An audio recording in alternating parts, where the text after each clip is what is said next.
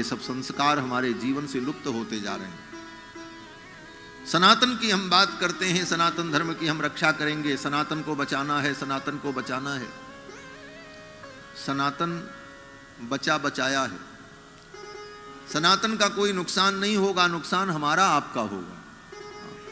सनातन तो सनातन है। सनात सनातन तमः कपिलः कपिरव्ययः। धर्म कभी नष्ट नहीं होता। धर्म की ग्लानि जरूर होती है, लेकिन धर्म का नाश नहीं होता। इसीलिए भगवान ने कहा, यदा यदा ही धर्मस्य ग्लानिर्भवति भारत अभ्युत्थानम धर्मस्य तदात्मानं प्रसृजाम्यहम्।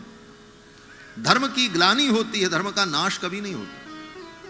हाँ, अगर हम सावधान नहीं रहे तो हमारा नाश जरूर होता है। हम अपने नाश को बचा लें, सनातन सुरक्षित रहेगा। सनातन से हमारी रक्षा है, और सनातन तब बचेगा जब हम अपने इन संस्कारों को, अपनी इन परंपराओं को बचाएं। और मैं बार बार कथाओं में कहता हूं, सनातन धर्म का मूल आधार वर्णाश्रम धर्म ही है। निज निज कर्म निरत श्रुति नीकी, कही कर फल पुनि विषय विरागा, तब मम चरण उपज अनुरागा। अपने अपने वर्ण धर्म का पालन करना, यही सनातन धर्म है। इसलिए केवल दो चीज करने की आवश्यकता है मेरे विचार से।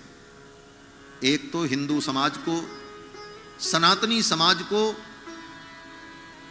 अंतरजातीय विवाह से बचने की आवश्यकता है, अन्यथा वर्ण संकरता पूरे सनातन के सिद्धांत को मिटा देगी।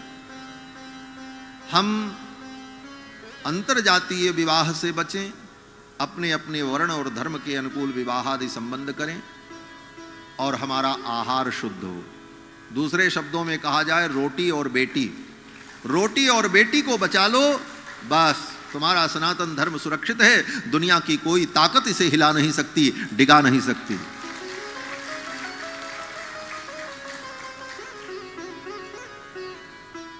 इसलिए विवाह संबंध, क्योंकि संतति की उत्पत्ति विवाह के बाद ही होती, और विवाह शुद्ध और पवित्र और परंपरागत शास्त्र सम्मत है, तो हमारी संतति भी पवित्र और शुद्ध होगी। और उसका परिणाम बोले, हम अपने अपने धर्म का पालन करते हुए सनातन के अंग बन करके सनातन के रस को प्राप्त करते रहेंगे, और सनातन सदा रहेगा, और इसी प्रकार विश्व का मंगल करता रहेगा। सनातन कभी किसी का अहित नहीं चाहता। दुनिया के जितने मत हैं, पंथ हैं, वो तो कहते हैं केवल हम रहें दुनिया में, बाकी कोई न रहे, सबका कत्लेआम कर दो।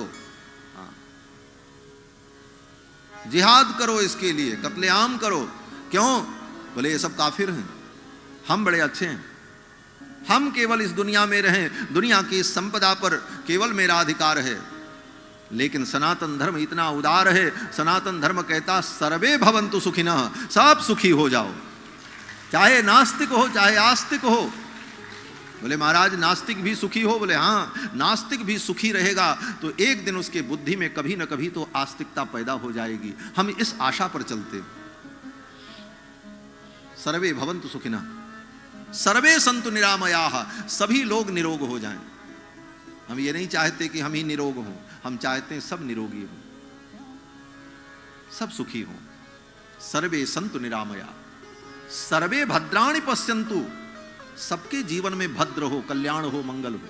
हमारे ही जीवन में कल्याण न हो, हम अपने लिए तो कहते ही नहीं, हम दूसरों के लिए कहते हैं। सर्वे भवन्तु सुखिनः। कभी यह भी सुना है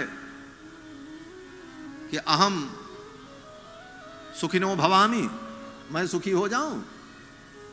यह उद्घोष नहीं होता। उद्घोष ये होता है सर्वे भवन्तु सुखिनः, सर्वे सन्तु निरामयाः, सर्वे भद्राणि पश्यन्तु, मां कश्चित दुख भाग भवेत, कोई प्राणी दुख का भाजन न बने, सब सुखी हो। ये सनातन की कामना है। और इस सनातन को जो अपना शत्रु माने, उससे बड़ा अभागा अज्ञानी इस धरती पर कोई नहीं। सनातन तो सनातन है। हम सबके सुख की कामना करते, जय घोष भी करते हैं, तो हम ये नहीं कहते कि तुम्हारा नाश हो, हम कहते हैं अधर्म का नाश हो।